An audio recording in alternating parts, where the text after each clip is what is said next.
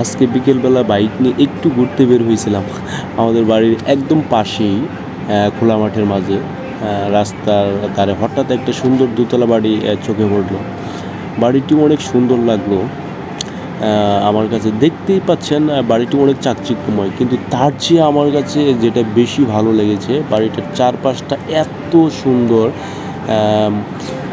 মানে ফসলি জমি আর কি, চারদিকে সবুজ ফসলের জমি, পাশে একটা বিল আছে। যদিও এখন ফসল নাই, কিন্তু কয়েকদিন পরেই এখনকার চারপাশ সবুজে ভরে যাবে। পাশে কিন্তু একটা তাল গাছও আছে।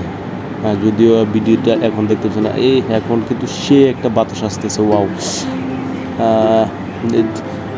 এখানকার পুরো জায়গাটা একটা শান্ত এবং রোমান্টিক অনুভূতি।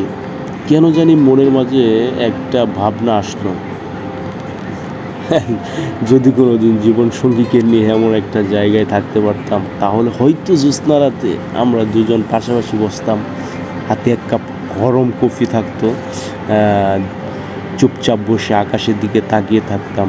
জ্যোৎস্নার আলো পড়তো বাড়ির ওপর, বাতাসে তাল গাছের পাতা নড়তো।